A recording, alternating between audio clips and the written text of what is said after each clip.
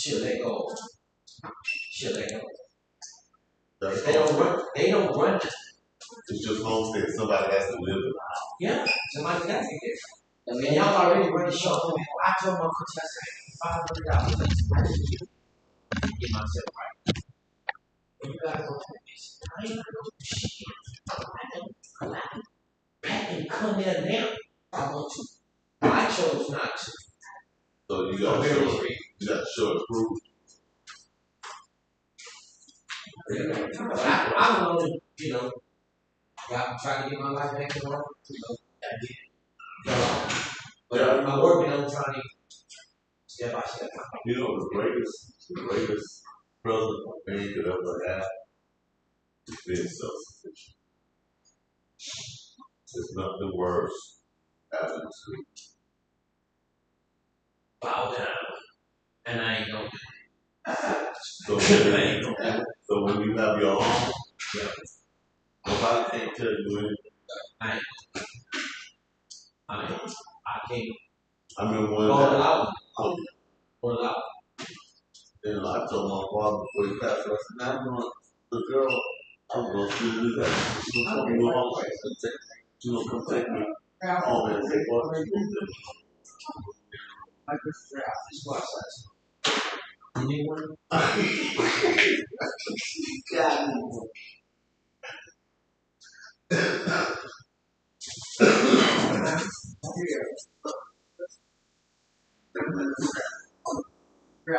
Same. How's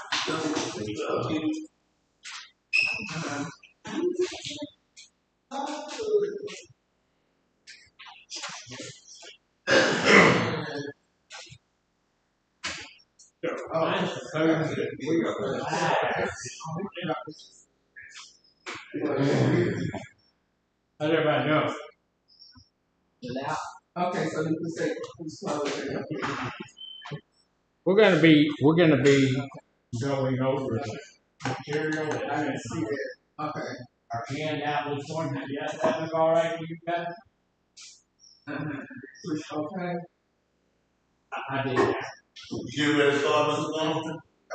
We got 3 minutes. Okay.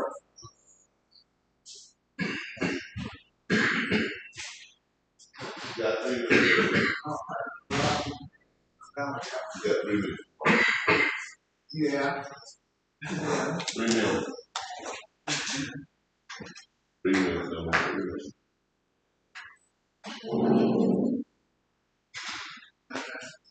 And then I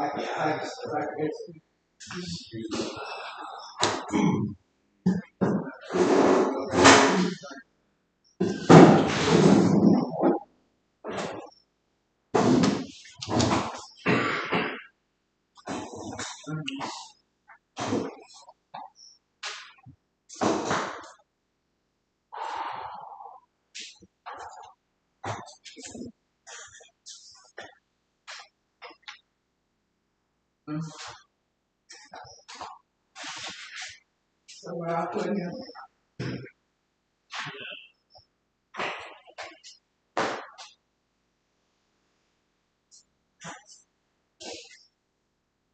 Okay, wait.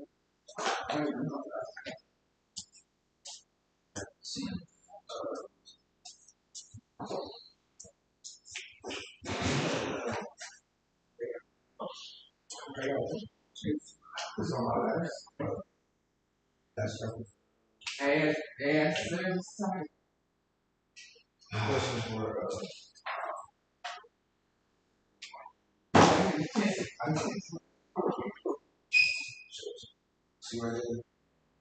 but just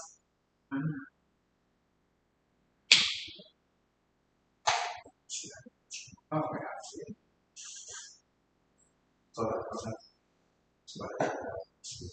Okay, so that's it. Family to the conversation. I only got 2 questions. So, I didn't see it. Okay.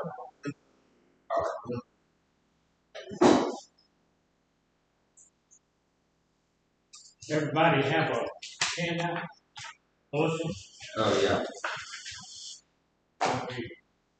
We're gonna be going that. Just kind of works out that way. Instead of doubling work.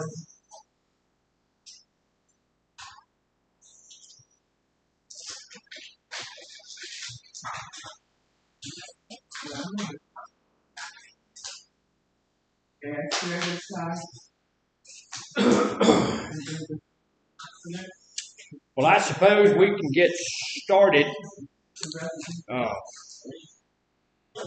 We may end up.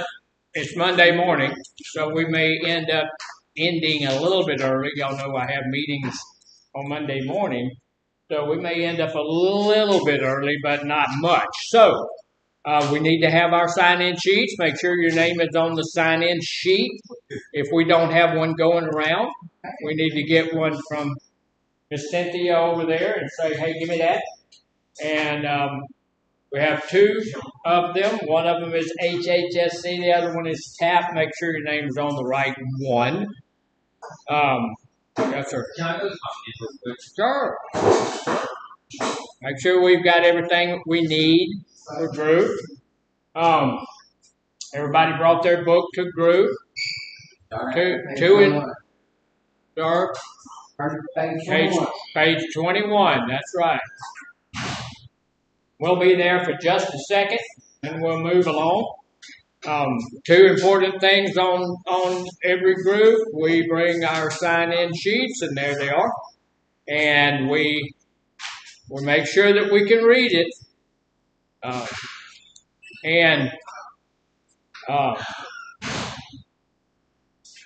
I look around the room, I know who's here, and there's some folk who don't put their name on the list. And so we need to make sure our name is on that list. If I remember that you're here and your name is not on the list, I'm going to write it in there. I don't put your signature, but I can write your name in there. I want you to get credit for the group. You are required to get a certain amount of groups in during the week, so that the state's going to pay for that, or TAP's going to pay for that. You got to have that certain amount of group. So make sure your name is on there, and So, yeah, he was using a whole lot of profanity out there today. I'm just saying, I ain't trying to get you in trouble or anything. But it's true. So this week, look, we're going to be looking at emotional health. What did we look at last week? Physical health, and we got into some really good physical health stuff. This week, we're going to be looking at some emotional health, and it's really going to be an apropos subject for this week, because my emotions are going a little bit like that, because y'all know that next week I'm going on vacation. No, I'm going. I am going. I'm going. Here's the deal. We got a little 30-foot pull-behind trailer that we bought 2 years ago. And, of course, before you go on a trip, you take that thing and let them check it out, and grease the slide. And they have, if you buy it there, for about 5 years or so, every year they'll do a 15-point inspection on it for free. So, so I took it over there and they found roof rot. And so now we don't know if the trailer's going to be ready to go. So the fact that I'm going on vacation by the end of this week, like I was telling my boss this morning, I'm already on vacation. I'm just hanging out over here, but I'm on vacation. Y'all know how that is. I'm on vacation. But I'm kind of in, a little bit of a trepidation because I'm in vacation. I'm on vacation because my trailer's messed up, so we're not going to know. You want to just back and forth and yes, sir. I would like to pass the hat. I will tell y'all this. I went and told everybody last week, Friday, that the only way I'm going to be able to pay for all of that stuff is to take up a donation. The only one that gave anything was Miss Charnel. She gave me a quarter. It's still there on the desk. It's still there on the desk because I'm insulted. I don't want no stinking quarter. I need $2,500. Come on. But hopefully the insurance is going to pay for all of that, so it's going to be good. But see, it's just this week talking about emotions. It's a good week for it. So, on the stages down there, our goal for this group is going to be to learn a little bit about how to deal with our emotions. One of the things I get all the time is I can't deal with my emotions. What is that? Negative self-talk. That's negative self-talk. It's also not true, right? It's a lot of what? Malarkey. It's BS on the highest level. It is a good excuse for bad behavior. I can control my own anger. You the only one can't. Yeah, you can't. Yeah, well, then that's not true, because if you don't control your anger, somebody else will. We're going to do something about that, because, it's a group of men here. We're not going to get hurt. A group of ladies over at North, we're not going to get hurt. Somehow, all of us will get together, and I can guarantee you we can deal with it. Our whole group, even if you're big, mean, and nasty, and ugly, and got a body odor, we can deal with it. We do something. But we can deal with our own emotions. So we're going to be talking this week a little bit about dealing with our own emotions. Now, I will tell you this, that I say that pretty flippantly, and I say that readily, but sometimes those things are hard to deal with. They're hard to deal with, but we're going to talk about dealing with them on a certain level and look at them a little bit. Now, we may not stick with that all week long. We're probably going to get off topic a couple of times, because we're not obligated to stay with that topic. But we're going to do it a little bit, but we may jump off of it too. So our goal for today is to learn a little bit more about how to deal with our anger, deal with our emotions. Now this, I apologize. I tried 14 times to get that right, and it just never would come out right. But this is somebody, and what is this? I know you can't see it at North very well, but this is a person, and he's got a bag full of his own emotion. Maybe that's a bag, maybe that's an imaginary line around his emotions or something. But he's got a hold of them there somehow. And what's he doing? Choking. He's choking them, but he's hanging on to them. He's doing something. He is, whatever is going on in his life, he's dealing with his own emotions. And we need to be able to do that. So, down through the week, the first stage of dealing with our own emotions is that place of denial or avoidance. Do we use denial? Yeah. It's one of the worst things.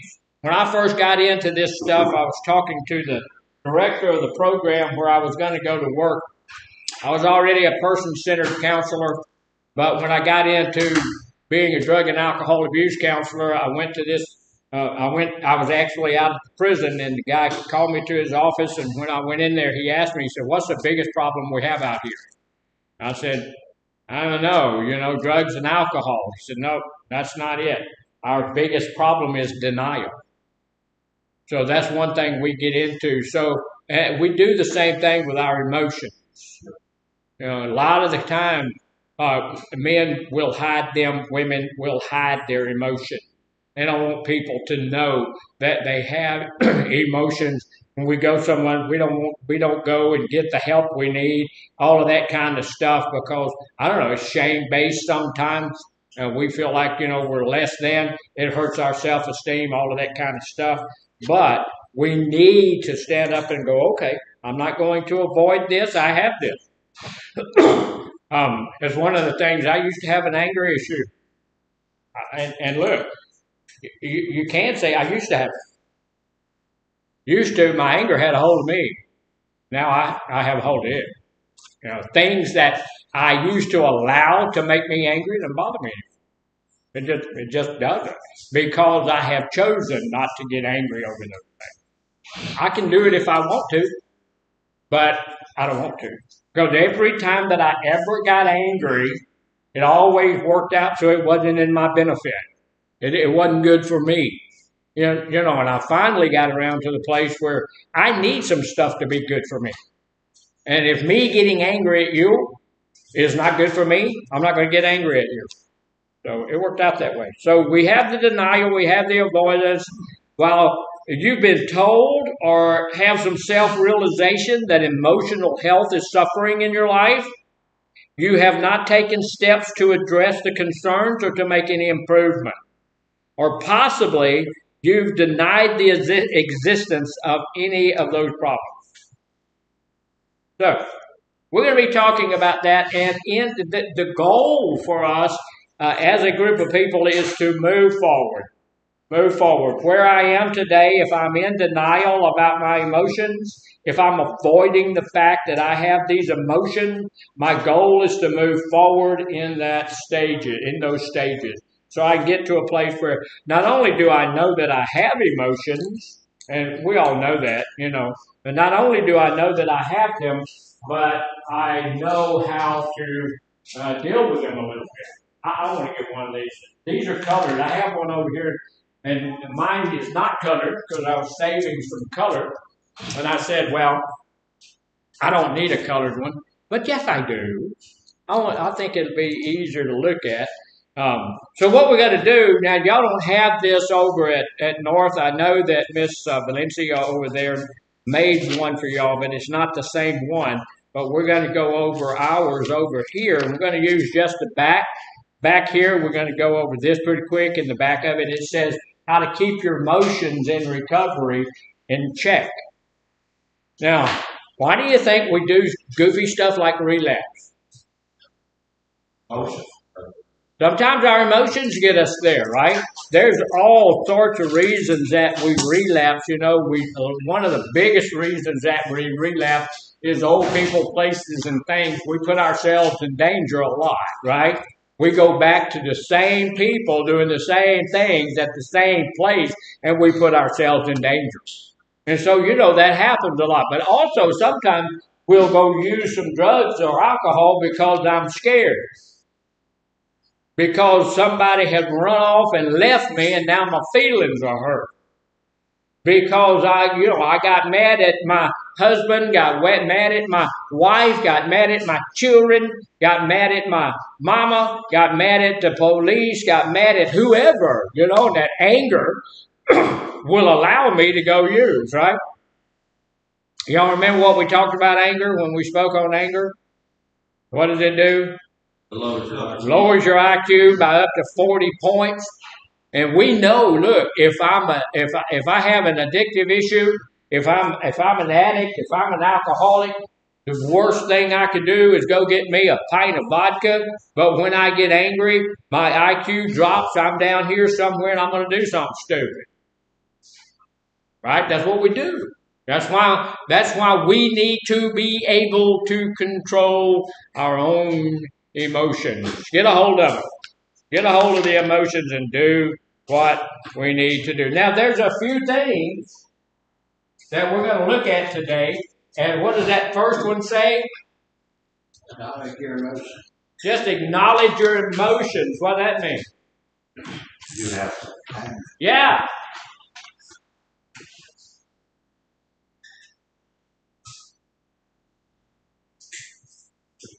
We have them. Now, I have known a lot of people that were kind of stoic and they didn't show a lot of emotions. And you could say stuff to them and they would not get, they wouldn't make much of a movement or anything. And it was hard to see their emotions. They were not demonstrative at all. But does that mean they don't have any emotion? No. Anybody here like that television show, The Orville? Yeah. Y'all like that? I like it pretty good. My wife hates it because it's good. She likes bad stuff like NCIS and all that junk. But if it's good, she'll like it. So I like The Orville a little bit. But they got the robot guy on there. Isaac? Yeah, Isaac, he don't have emotion. He don't have any emotion. But we're not robots, so each and every one of us has some emotion. So first thing we need to do, here's the 7 things we're going to look at real quickly, and we have to acknowledge that we have emotion. Does that mean that every time you come to group, we need you to cry and do all of that kind of stuff like you would in a therapy session? Not necessarily. No, we don't need to do that. But we need to know that we have emotion. And here's the deal. This is what I want us to get a hold of. That's me and you and all of the folks in North, that's we, all of us. We have them. We have emotion. We have them. You get a hold of that? They don't have us. I can't help myself. That's not true. We can't be going to, I can't do anything about it. Yes? You can't. Now, there are some clinical things sometimes that all kinds of talk therapy and all of that stuff is not going to help somebody that has a clinical issue with, something is loose, something is not working correctly in your mind, in your brain, is something, you had a traumatic brain injury, something is going on, and we can't do anything like that through education or through talk therapy. We have other people. There are medications and stuff. There's always a way to fix anything. So we never need to get to the place where we say, well, I don't have any emotion or I can't deal with my own emotion. Because we can. So here's the deal. Emotions are a natural part, normal part of everyone's life. Everybody's got it. Everybody's got it. And I have seen some people put other people down because they're emotional. Now I do some couples counseling, and I've had guys tell me, "Well, she's just too emotional." Well, no, she don't like it when you slap her. It's not. That's not. That she's too emotional. Okay, you have emotions as well. So we're not too emotional. We have a lot of times. Some people are more demonstrative in their emotions than other people, right? Some people are going to be more. Some people you're going to be able to tell more than other people. So if they're in everybody's life, we're not going to be able to go through life without dealing with our emotions. And look, I want to say this again, just so we know: if we don't deal with our emotions, somebody else will. You guys were here the other day. We had what? 7, 8 police officers show up out here. Oh my God. What did they show up for? Emotions. Deal with emotion. They came to deal with somebody's emotion who had let their emotions get to the place where they couldn't deal with them themselves, right? Or they had refused to deal with them themselves. And so, a whole bunch of police came and said, okay, we'll deal with them for you. Now that's an extreme thing, and we don't ever like that to happen, but it happens sometimes. Something that's going to get dealt with. So at times, though, they can be overwhelming, right? It can be overwhelming sometimes. Y'all ever just felt like you were the only person left in the earth, on the whole world? I have been. Y'all have been lonely? I've been lonely. Sometimes you can be lonely sitting in a crowd of people. You know that, right? Has nothing to do with the amount of people around you. It's about that emotional state that you find yourself in. So it says, look, these emotions can be overwhelming. Whatever emotion it is, the anger emotion can be overwhelming. Anxiety can be overwhelming. Sometimes my wife gets overwhelmed with anxiety and stuff like that. She got very anxious about the fact that we're about to pull the trailer through 5 different states. She was anxious about that. She was doing it. Then when they told her the trailer was tore up, she got anxious because we couldn't pull the trailer. So just anything that will give her. Hers has to be medically done, medically controlled. So sometimes we need to know that there's a place where we go into a situation where it needs to be medically controlled, and we can do that. The best way to ensure that you don't let your emotions take over your life is to acknowledge them first and know they exist. We got to know we have these emotions. And look, here's the other thing about having these emotions. They don't just hide in the back of your brain somewhere or in the bottom of your lungs, on the bottom of your feet somewhere. They will present themselves as you live through your life. Some of us in here are fairly young, and you're going to live for, 40, 50 more years. Those emotions are going to probably, more than likely, Every emotion on the scale is going to present itself in your life at one point or another, for one reason or another. So it's gonna happen. So we got to know that they're there. Once you do this, once you get to the place where you accept the fact that you are an emotional being, it doesn't matter who you are, doesn't matter whether you're demonstrative about it or not, you are an emotional being. You can get angry, you can get your feelings hurt, you can get sad, all of those. You can have anxiety, you can get depressed, you can get deeply incensed. All of us have all of that in us. And so, we need to know that, and we need to realize that that's in us. And once we realize it's in us, we can do something about taking care of them.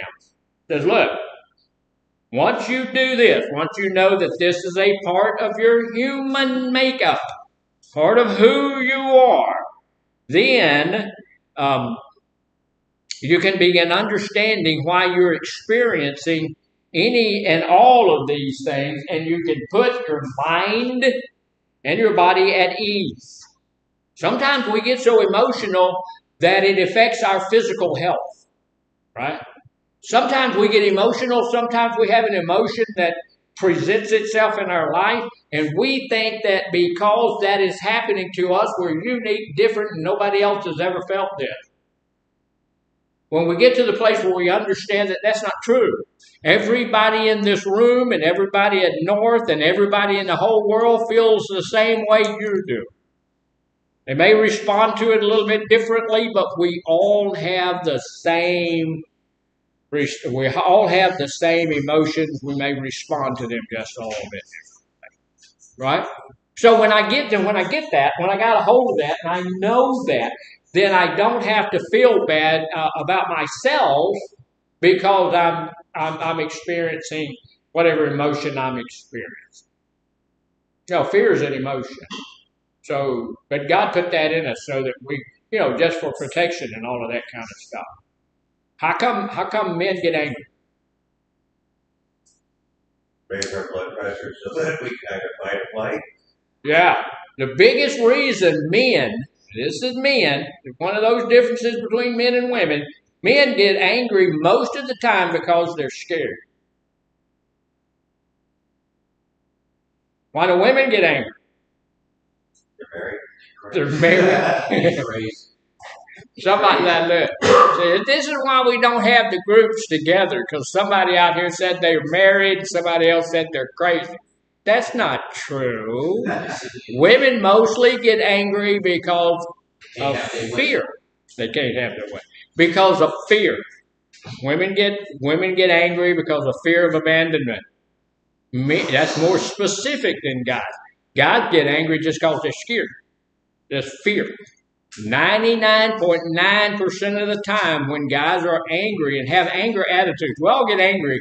We all allow ourselves to get angry from time to time, and it doesn't necessarily have to be fear. But when we see somebody who's angry all the time, usually fear-based. Usually. Ladies, when we have somebody that's that's angry all the time, it's usually fear of abandonment-based. So that's where that comes from. But we need to know that we have them. Once we know that we have them, where does that carry us? Where does that take us? There's no shame. That takes the shame with. There's no shame in the fact that, look, I'm walking around my wife's truck about 5 years ago and ran into. We had this big old what's it called? Ball joint, the ball thing. A hitch, yeah. We have a big old hitch on it, pull trailers and stuff. Walk around and that hitch will get you just below your kneecap. Oh my God, that hurt. I did that, and by the time I got myself back, I was a little bit angry. I was angry at the truck. I was angry at her because she owned the truck. I was angry at the Ford Motor Corporation because they made the truck. I was angry at the people who made the hitch because it was stuck in the truck. I was angry a little bit at myself because I'm the one who put the stupid hitch in the truck, and I'm the one walking around the back of the truck, and I knew it was that. So, we don't necessarily have to be afraid for us to be angry people. All sorts of things we can respond to anger in. So how am I going to deal with those emotions no matter what they are? There's a few ways to do it. Get rid of the truck.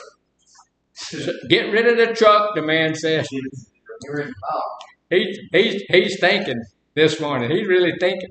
He ain't thinking right, but he's thinking. So here's one of the things that we can do. We just need to distract ourselves. Sometimes when I have an emotional issue, whether that be anger, whether it be depression, whether it be anxiety, whatever the emotion is that's trying to override my common sense, whatever the emotion is that's trying to take over me and make me do what it wants me to do that day, I need to do something to distract myself. How do I do that? Y'all remember what the snapping thing is, the snapping tool? Well, that works, and that works for cravings when we're doing for alcohol or drugs or something like that. When that craving comes, we pull that rubber band up and we pop it and let it hit right here. That will distract you. That hurts. If you put a thumbtack in it, it'll distract you even more. That hurts. So, that's going to distract us. But there's a whole lot of other ways that we can distract ourselves. We can let Q walk through the thing. That distracts us, right? We're distracted. We're easily distracted. So, we can distract ourselves a whole bunch of different ways. To keep our emotions in check, when we know something is causing us to have an emotional reaction to it, an emotional response, if somebody says or does, we know that we're going to allow ourselves to get angry, and that's going to cause me some consternation. That's going to cause me some trouble. If I get angry and I'm going to start smarting off, I know what I do when I allow myself to get angry, then I'm going to start doing some stuff that's going to cause me some issues. And so if I know that I'm going to do that, or if I know that if this is about to happen, and I know that's going to cause me some anxiety, I know that's going to cause me some depression or something like that, I'm going to need to try to do something to distract myself. Now, here's the deal. We want to keep our emotions in check. Don't underestimate the power of distraction. It works. Because here's the deal. It's just like quitting smoking. If we can stay at a place where how long does the craving last? 8 minutes. About 8 minutes. It's not going to go much. It's not going to go much farther than that. I'm sure that in some people's life it does.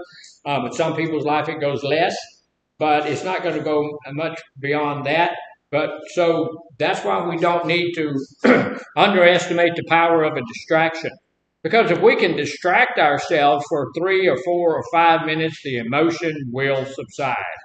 It'll do it. For instance, you can listen to a favorite song, watch a funny video to avoid overreacting to a minor issue. Now, if you're out on the highway and you have a horrific accident out on the highway and 14 people are killed and all of that stuff, it's probably not a good idea to be sitting on the side of the highway watching funny videos. But if somebody just said something or did something that aggravated you a little bit, just going to distract yourself by watching some funny videos, by going playing with your cat, playing with your dog, doing something different. Somebody told me one time, how about going out in the backyard and shooting? Is that a good idea? Well, I guess you have to think about it. Yes and no. Yes and no. It's according to where you live, according to what you're shooting at. If you live in the city and you're shooting at the neighbor, it's not a good idea, right? And if you're going out there to shoot when you're angry, is that a good idea? No, because you're going to shoot all your dogs, your cats, your wife, your kids, your husband. You can't. You don't want to do that. If there's some other emotion, like you're getting depressed, something like that, something going on, maybe a little anxiety, you can go work that out. What's one of the best ways to change an emotion? Come up with a different one. Say it again. Come up with a different one. Come up with a different emotion. Well, that's a good idea. Yeah. I don't know how well it works, but I think we should try that. One of the best ideas that I think about, Working out. what is it? Working out. Exercise. Working out. I think that's a grand idea. I think that's one of the best ways that you can do that. And that's on the list here, farther on down the list. But we need to think about that. You know, if I'm getting angry, that's a good time to work out. Man, you're going to want some weight when you're angry. You know, go over and want the weight. Go ahead. You get a hold of it instead of getting hold of somebody else. And you can't work out long before that emotion is going to go away. And if you're depressed and anxiety is hitting you and all of that kind of stuff, those dopamine and those, what's it called? Endorphins, they dump into your brain. That's going to keep you from doing all of that kind of stuff. So distract yourself some way. There are things you like to do. You know, there are things we enjoy doing, man. I like working out. I like going out and watching the squirrels. We live out in the country, and we have a bunch of rabbits and stuff that live around there, rabbits and squirrels and birds. And I can sit on my front porch and watch the rabbits and the squirrels and the birds, as long as the dog's not out there. When the dog gets out there, the rabbits and the squirrels and the birds leave. We were sitting on the porch the other day, and my wife has a hummingbird feeder out there, but she hadn't filled it up in a long time. But the other day we were standing on the front porch, and here comes two little hummingbirds just checking the place out. You know, she's got some flowers out there that they go to. One of the other times, look, and we didn't get stress in here, but stress can be an emotional thing as well. But when you have something like stress going on during times of stress, now we've talked a little bit. We haven't gotten real deep into it. I'm doing a study on mindfulness now. When I get that study completed, we're probably going to do a whole lot more stuff on mindfulness. That's a good tool. Some people, it's really hard to master, and some people just the thought of getting into mindfulness is not something they want to get a hold of, but mindfulness is a really good thing to do. So during times of stress, mindfulness meditation can be incredibly calming. Just focusing on the here, focusing on the now, focusing on what's going on. That can sometimes, look, it takes a little bit of work. So if I have a lot of stress, if there's some kind of stress bomb that's hit me, if there's something that's going on that I really want to respond to in anger or something like that, then if I can go into some mindfulness meditation, in that moment, I can know that this is not going to do me any damage at all. Thank you. This is not going to do me any hurt at all if I think about it.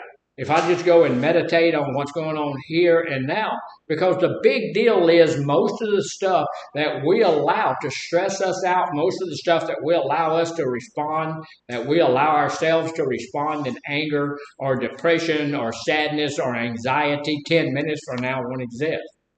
That moment 10 minutes from now won't exist. Well, you don't know what he said. I don't care what he said. 10 minutes from now, it's not going to be there. And he's going to go back to his room, or he or she's going to go back to her room, and they're going to think about that a little bit, and they're going to know that they shouldn't have said that, shouldn't have done that. But if we go crazy and do all these other things, get depressed, get angry, a whole bunch of anxiety over it, and let the stress level build up and all of this, it's hurting me, and it's not hurting anybody else.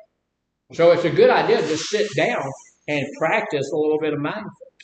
You know, what's going on right now at this minute, and how's that going to affect me next Thursday at 2 o'clock? No, I probably won't even remember it next Thursday at 2 o'clock, right? So meditate.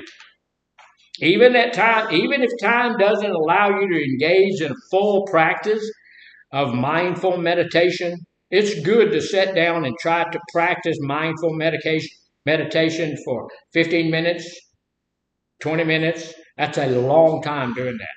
It really is. So when we start out, we do it for 30 seconds. We do it for 3 minutes. We don't start out at an hour. You can still take several deep breaths while repeating a favorite positive affirmation. What's your positive affirmation? Do we give ourselves positive affirmation? No. We should be. We should be using positive self-talk about ourselves. I'm a good guy. I'm a positive spiritual man of God. That's who I am. People ask me, "How you doing today, Doc?" I'm fabulous, rich, young, good looking. Now, the fact is, all three of those are true, but see, I still can make that positive confession, right? Even if sometimes doesn't seem to be true, as you say it to yourself, you give yourself that positive self-talk, those things will come to be a reality in your life. They will. They will. So, now this is one of the things I talk to people about all the time, and people tell me, "Man, that's a good idea." And very few people do it. I know there's a couple of people in here that do it, but most people don't ever do it. Takes a little bit of time, takes a little bit of work, takes a little bit of effort. So why don't people do it? Because it takes a little bit of time, takes a little bit of effort, takes a little bit of work, right? We don't want to do that. So, and that's journaling. And I've had people tell me, "Well, that sounds like the best idea in the world, man. I'm going to get that started. I'm going to do that tomorrow." What do we say about tomorrow? Never comes. Never going to get here. But this is a real popular thing. Believe it or not, a lot of people do it. And it is also an effective method that helps us cope with the negative emotions by journaling them. I can write them down. If I can write down all of the negative stuff that I feel like's going on in my life, then I can take a look at them. One of the things that we have people do is just write down all of the negative things that's going on in my life, and then we can either shred them, tear them up. Now, what we're supposed to be doing here, we just don't have it lined out yet, is have a Sunday afternoon fire chat where we build a fire out in the back. We sit around the fire, and we've got all of those negative things that we've written down in our journaling thing. And at that fire chat, we talk about whatever we want to talk about. And while we're talking about that stuff, we're throwing stuff in the fire to burn. That helps us get rid of those negative ideas, those negative things that are in my life. We get them out. Are we ever going to be able to get all of the negativity out of our lives? No. Probably not, no. Probably not. If you run into somebody with all the negativity out of their life, there's nothing negative in their life, then something has happened to have a traumatic brain and something's going on with them. There's always going to be a negative thought that runs through your mind. There's always going to be that negative idea that's in there that those people don't like me, and all, the RAs are all crazy, they don't like us and all of that kind. There's always going to be something like that. So what do? If you're journaling, you write that down. This thought came through my mind. This thought came through my mind. And then I'm going to go back because, look, we don't always just use one tool. Sometimes we have, anybody here a mechanic? So in your toolbox, there's more than one tool. I used to be a compressor mechanic 100 years ago. And I got a great big old junky red toolbox that's in my garage that's got all sorts of tools in it. So it's not just one tool. You have all sorts of tools. So while we're journaling, we're putting it all down on paper. We can also be doing some mindfulness meditation about it. Think about it. Sit down there and think. Get yourself in the moment. Bring yourself down to where you're supposed to be. Know what's going on around you. Know how that's going to affect me. When I do mindfulness, that's what I do. I sit down and say, "This person said this. How's that going to affect me?" It affected me right at that moment. I'm not saying it doesn't affect me. Right at that moment when that person said that, it affected me. Right? It affected me. And y'all know that Miss Charnel the other day, she's not here today, so we can talk about it. She said I was old and senile. Dementia, what she said. Say it again? She said dementia. She Okay. I take it back. She said I was old and demented. That's a whole lot better. So, Just because I have underwear that's older than her, she thinks she can talk about me like that. That's terrible. So, here's the deal. We can do a little bit of it and tell ourselves something good about ourselves. I'm going to tell you, you should be practicing that. That's part of mindfulness. You can tell yourself something good about yourself. Here's the deal. We need to, when we're putting down the negative emotions, jotting down our emotions, jotting down the thoughts that we have about those emotions will help us to understand those emotions better and how they affect me. Right? When I write something down, when I hear it, I get about 30% of it. When I hear it and I see it, that's why we do this. When I hear it and I see it, I get about 60 to 70% of it. When I hear it and I see it and I write it down, I get about 90% of it. So hearing it, seeing it, and writing it down is the best form of learning, right? Seeing, hearing, writing. So journaling is really helpful in doing some of those things. It will get us to the place where we understand the emotion that I'm most often involved with. What do you think the emotion that you're most often involved with? We all have that. A lot of people. I'm going to tell you, in the group that I have here, in the group at North, I don't see a lot of anger in it.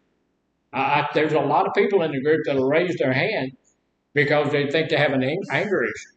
And when you talk to a lot of people who raise their hand, they've been angry in the past. Does that mean you have an anger issue? No, everybody's been angry. Everybody. And you're going to get angry a few more times. That doesn't mean you have an anger issue. But, there are other emotions that can, I would suppose that the biggest one that gets me is just hurt feelings.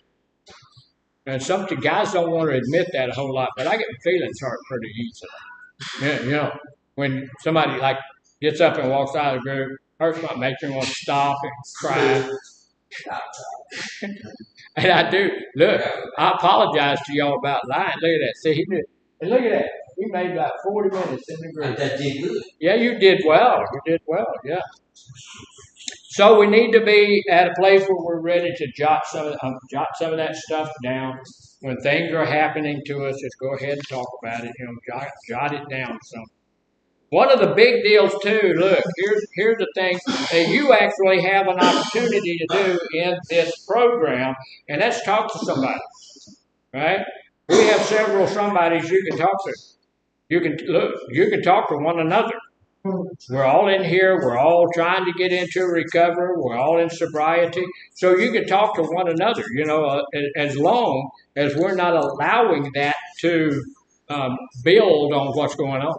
If I know that other person I'm about to talk to about that is a negative person, am I going to talk to that person?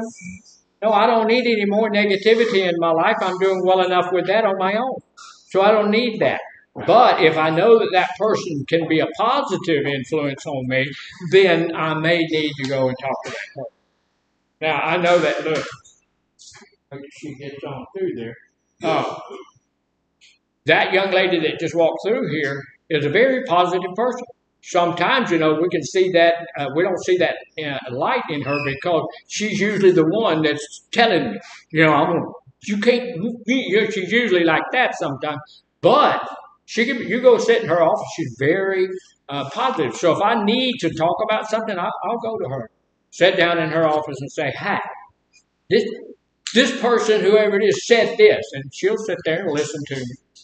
And then she'll respond very positively. So she's really good to do that. But there are also counselors that run around here that don't have much to do at all. They only work, they're here 8 hours a day, and they put in 9 hours, 10 hours worth of work in those 8 hours. So they've got time. You are their primary focus. So if you need to talk to one of these counselors, that's what you need to do. You need to go let them know, hey, I need to talk. And the counselor's office in here, not a real what's that, private place. But we do have, stuff out in the back you can go to. And my office is always available. So if you need to have a private conversation with your counselor, go in there to my office and I'll get out and you can go in and have a private conversation. The other thing is work with a therapist. We now have 4 therapists on staff here. So, you'll be able, Miss Sierra is a wonderful therapist, and then we have Miss Nunez, who's coming on full time. She's a therapist here.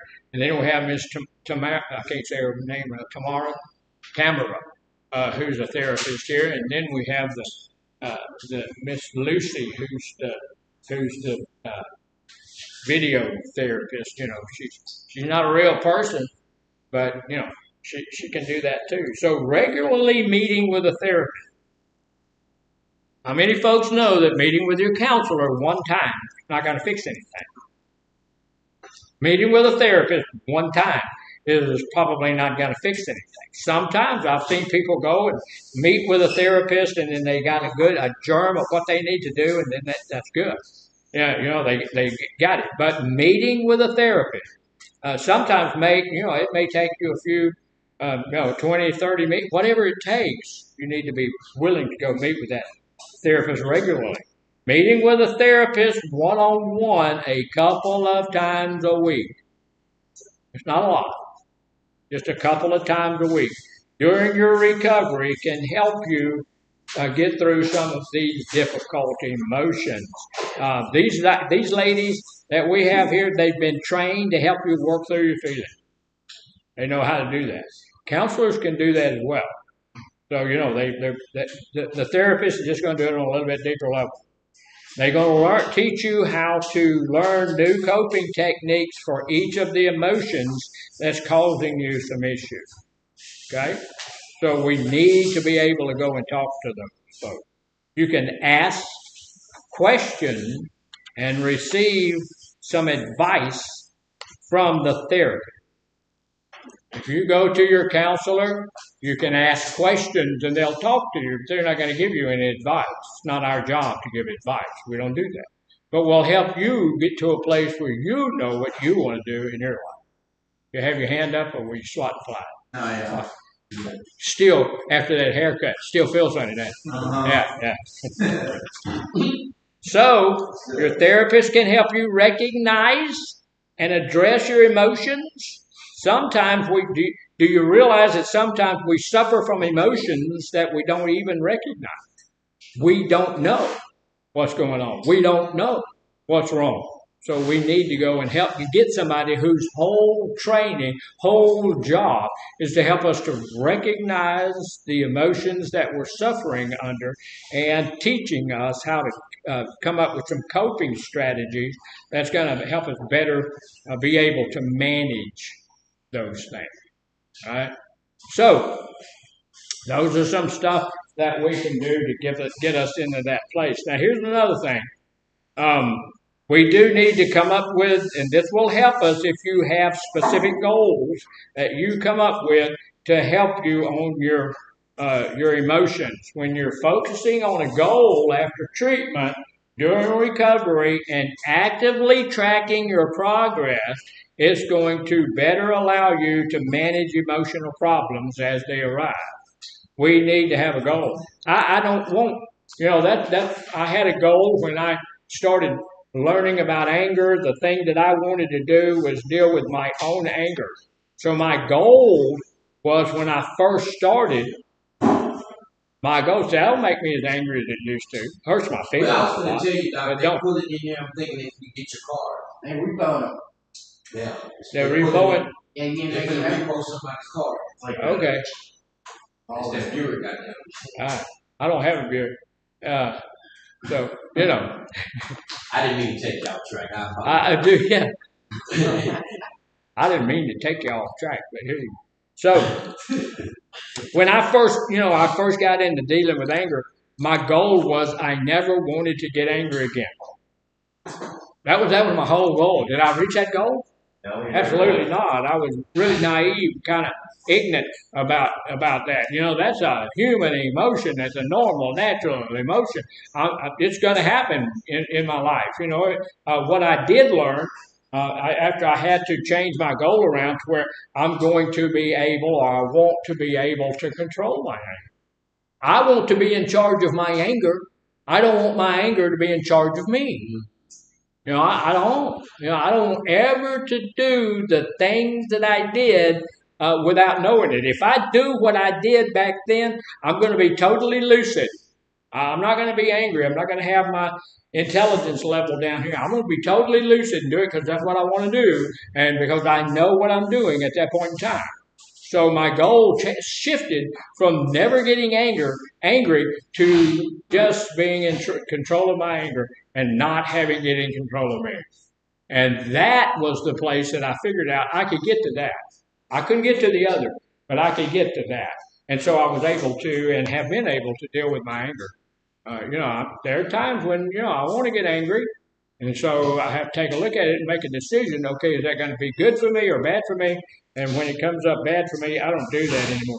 So when we're focusing on a goal after treatment, during recovery, and actively tracking our progress, it's going to help us get to a place where we're going to say, okay, we're not going to do that. So, and we talked about this one already, but we're going to talk about it a little bit more. One of the best ways in the world to deal with any emotion, whatever the emotion is exercise. And here's another really good deal. None of us exercise enough. Nobody exercises plenty. None of us exercise more than we should. Now, I go over there to the gym. I want to be over there today. I want to tell you there's going to be people in there exercising. And they're exercising, but I'm going to also tell you that they probably are not getting as much exercise as they need. Most of them. Because some of those people are still in really bad shape. And they'll go in and they'll do stuff. But look, I applaud every one of those guys because they're working towards something. You know, they're doing something, and something is a whole lot better than nothing. Yeah, so when you have an emotional issue, something is happening. You need to go get a little bit of exercise going on. It helps in more ways than one. Exercise is one of the best ways to relieve stress.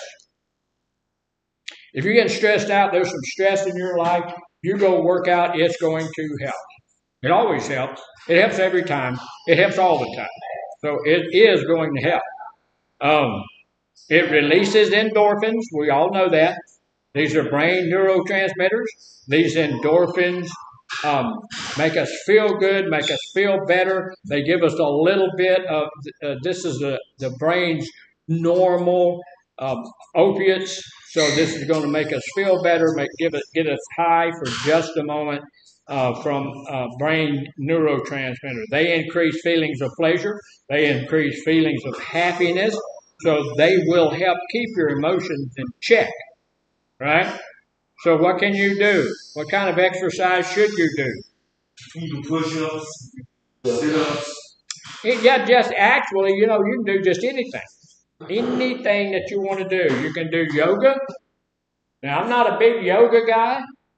I don't do yoga, but yoga's okay as long as you're using it as an exercise. It works out pretty good. Just a walk, just walking is good exercise. Swimming, somebody said swimming the other day. That's a really good exercise. Going for a hike.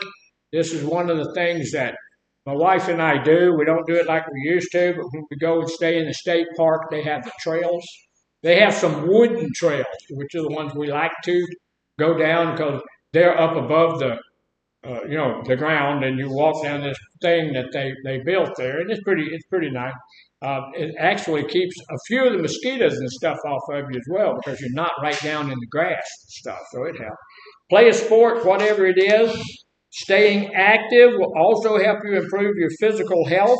This will support your mental health and how you manage your emotions. So staying physically fit will help you stay mentally fit, which will help you do that. And if you'll look down at the bottom of this thing, that's the last thing. Remember to relax, right? We need to be at a place where we are able at some point to just relax. Put our feet up, kick our feet back, maybe watch a good movie or do something else. So, questions, comments, or snide remarks?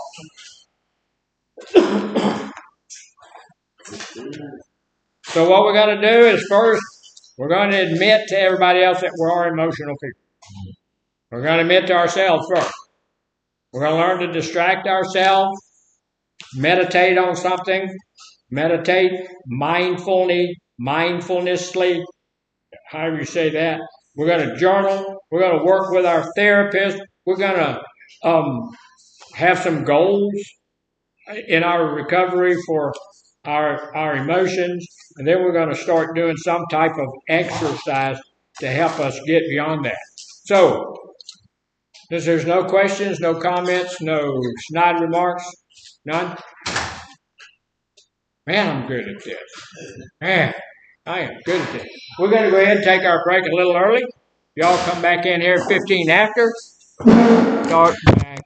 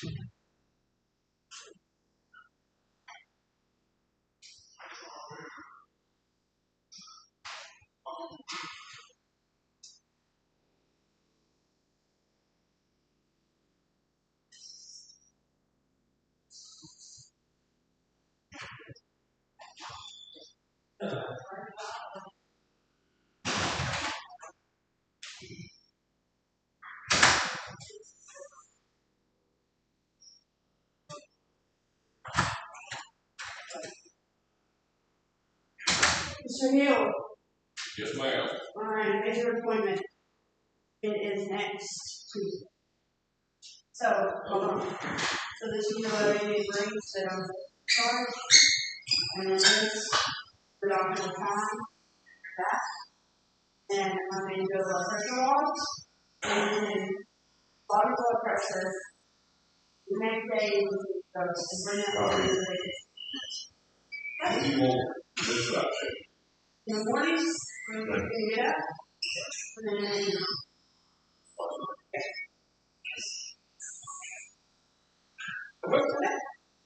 they're going to ask you to do that, so you might as well have it before you go so they can see what it's been this past week. Right. You know what I'm saying? Got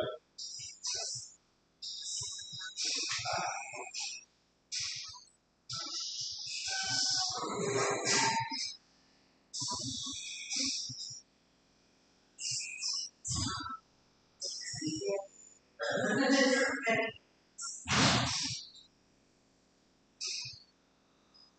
You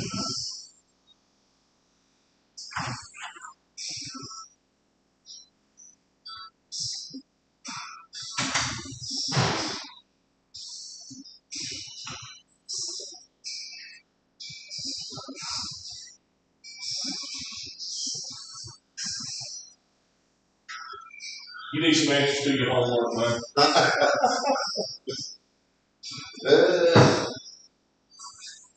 No, hey, if you need help with something like that,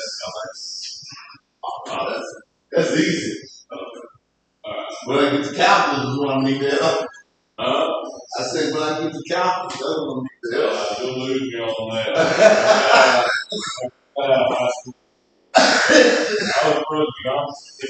All right.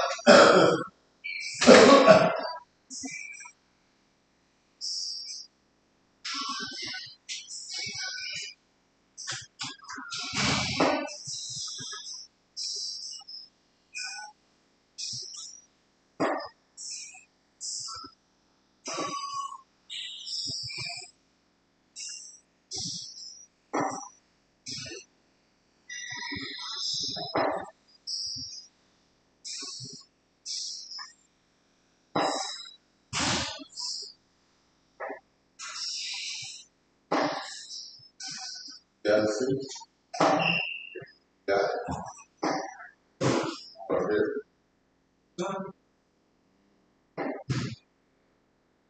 Oh, you can solid, man.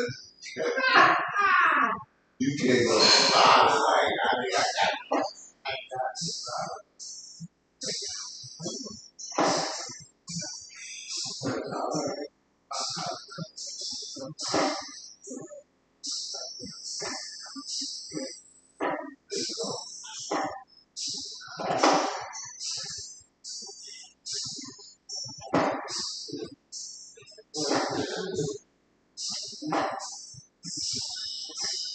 Shit, I'm gonna give me an idea.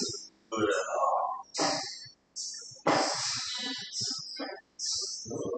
I'll think about it too. Wait. I thought it is.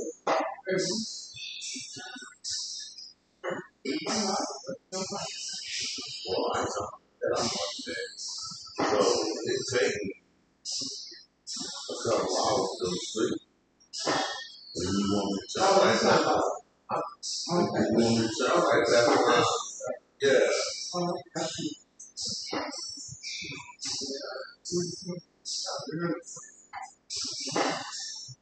Well, it's like 2 o'clock in the evening to 10 o'clock.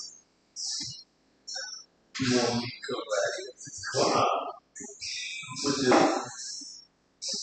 that morning. Okay. Yes, that morning. I'm like,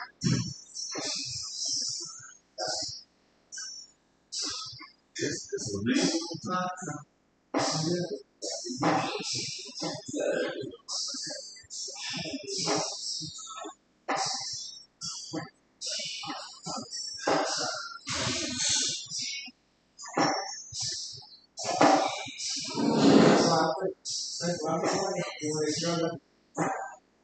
But this is crazy part. I'm glad it's only one day because my wife is so at 4 o'clock. You need to take her to work. Because my son is in the shower. So yeah. At 4 o'clock, yes. So I'm really only getting while with the tree.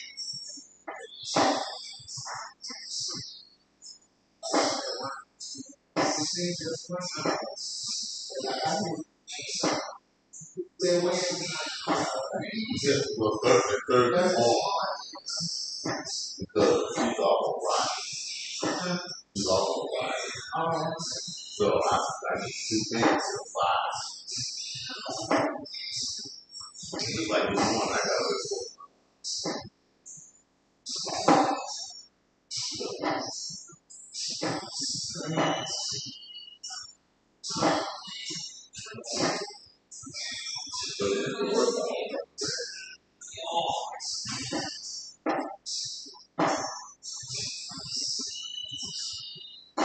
Hey, I know you like it. No, I was trying to see if I can get a towel out of No. I know you. What are you talking about? Let me see. I can't find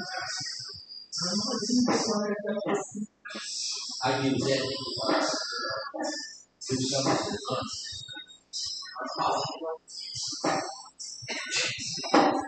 Because I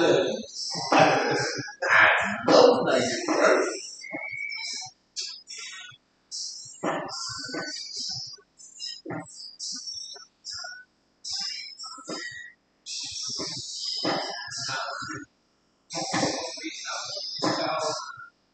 because it hurts me. This thing, this tape hurts my elbow. Yeah.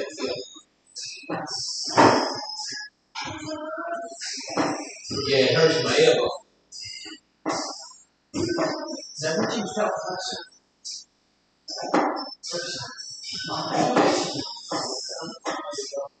Oh no, I was just thinking about, that movie I used to watch when I was young. Yeah, not really. Yeah, do this face look like it would lie to you? Yeah. Oh my God. You actually good stuff for you.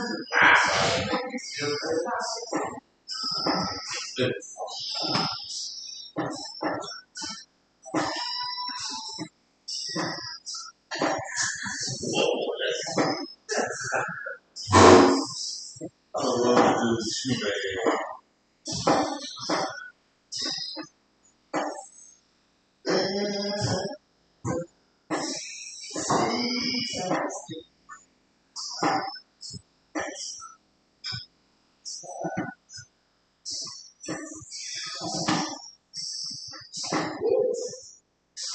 Oh yeah, Wednesday, baby. Yes, sir. Oh, snow. Sir. Already called me an idiot. What time y'all gotta go to bed?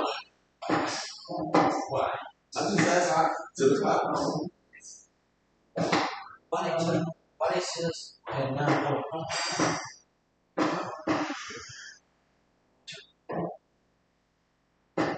This personalized. So it's at 9:45. It's the clock that you prepare at 9:45.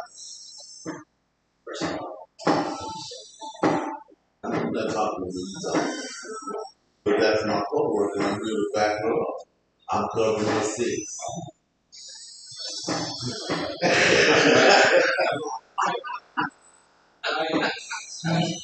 Yeah, don't think about that.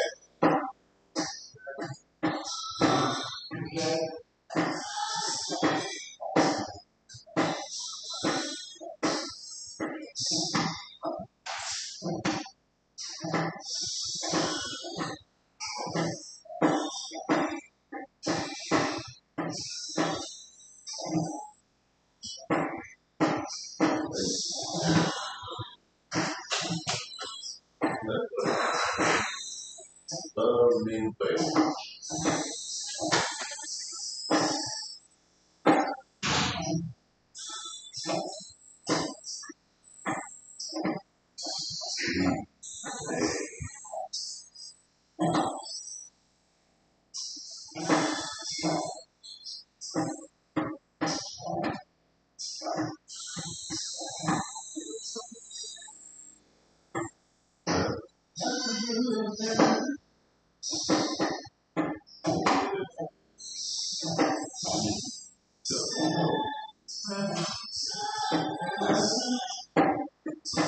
I didn't even know you too. I know I can say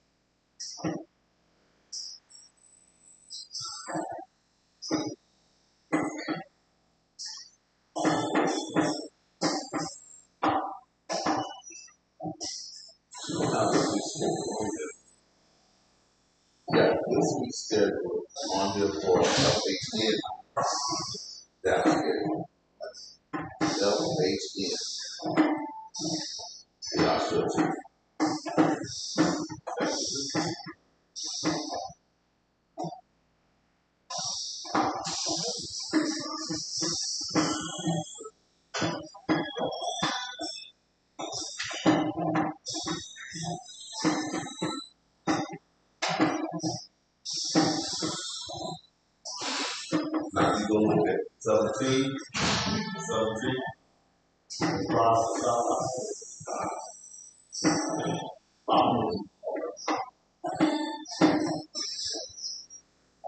Yeah. Right there. That's not cool. That's not cool. This one is not on. Now, that's what it's 10.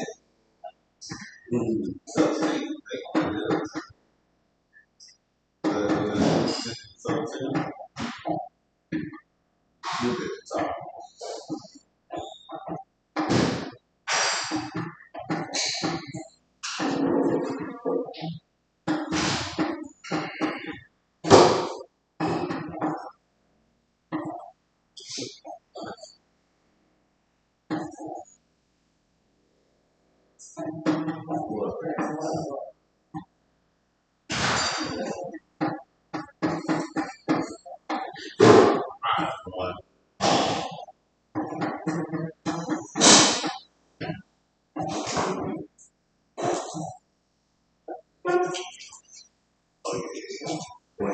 Coming in.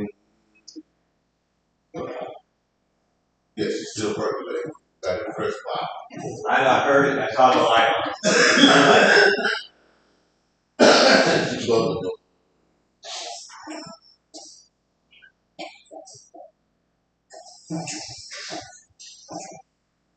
Yeah, they got him on that day.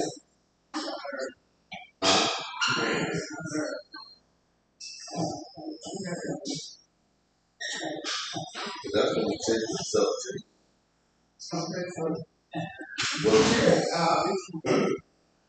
That's what it sounds like. That's what it looks like. And then the top and then the top one from the 17. There's another one.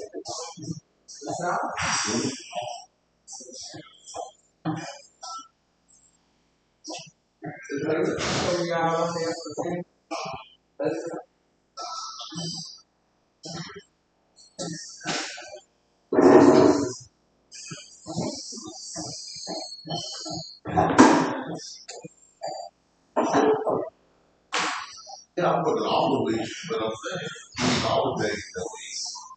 But I thought you wanted to start at this week. Yeah, so it will start next week. Yeah. 17th. If the red light out ain't on, it ain't approved. If the red light underneath it isn't lit up, all you're gonna get is hot water. What is it doing now? Flowing? It is currently, yeah. It's brewing right now. You can hear it.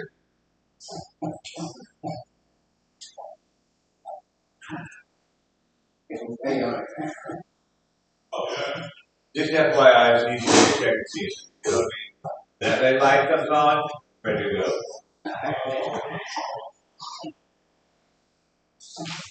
I know because I'm standing here so I can see the light better.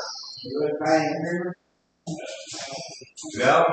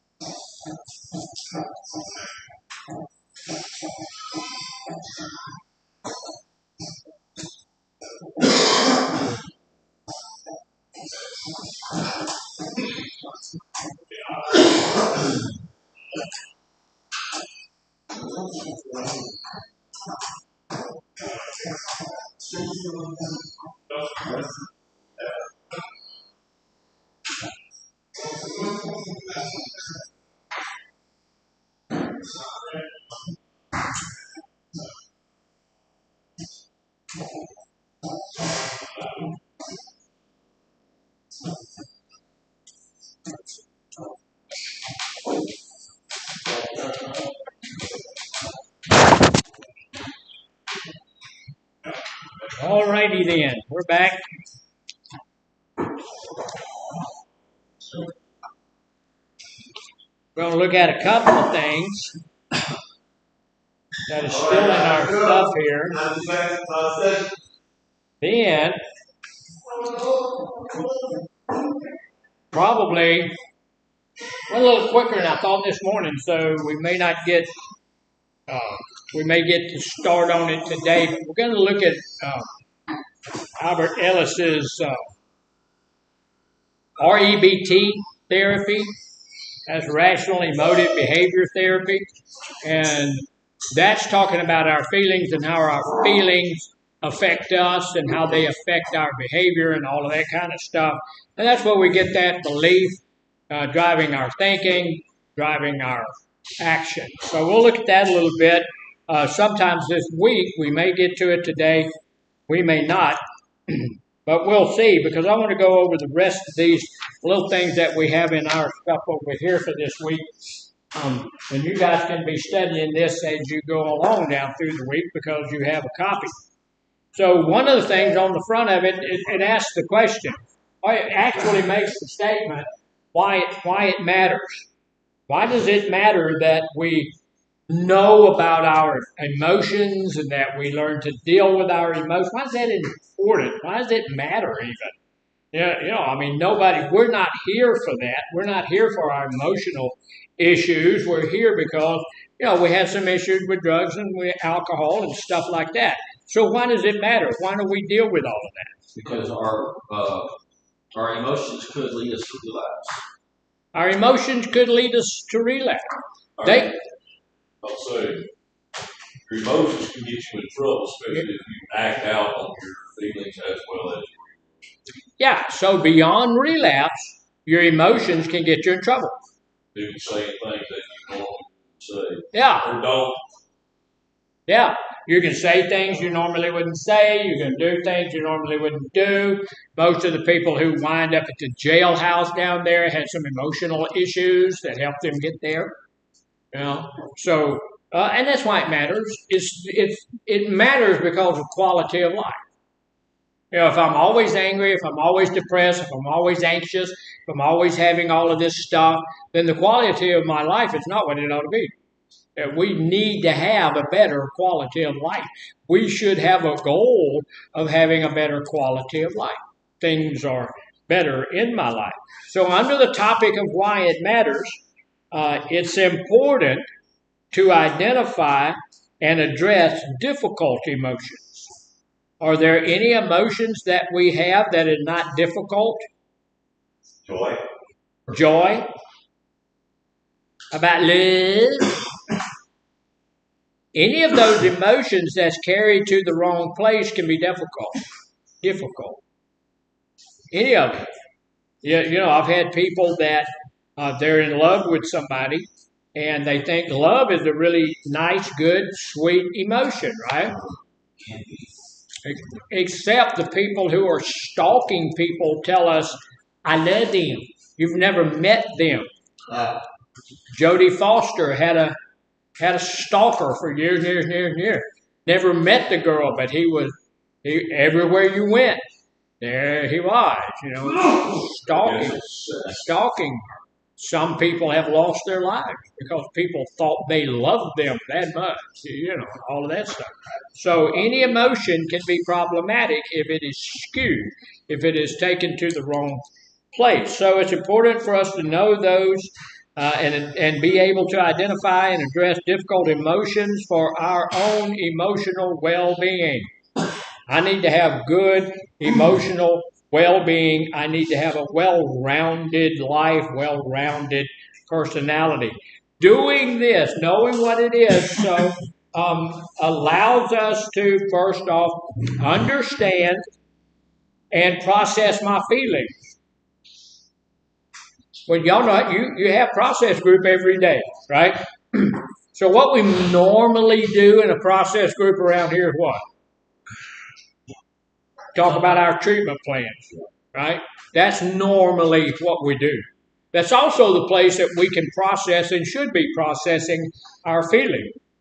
I don't know if you're still doing it here, but when I do a process group, I have a feelings check sometime. Let's go around and see how people are feeling. What's going on right now with you emotionally? And then when somebody says, okay, emotionally I'm feeling this way or I'm feeling that way, then we can go in there and delve into that emotion and see what's going on. So we need to be able to do that. If I don't know what's going on with me, I won't be able to process those feelings, right? So I need to be able to bring those things out and process them in the group. It also helps us to prevent our feeling from intensifying and becoming a bigger problem. If I'm a little ticked off because something happened, should I talk about it? Yeah. Because that little ticked off feeling that I've got going on, can it grow into rage at some point? And then at that point, my intelligence level has dropped and I'm going to do something stupid. So I need to get that talked about pretty quick. I need to be in my process group talking to somebody. If I'm not in process group, I need to be able to go to someone whom I trust and who cares about me a little bit so that I can talk to them about that issue and see if I can't get some of that out, right? I need to, what Barney Fife used to say, nip it in the bud. Nip it. So we'll nip it in the bud. So,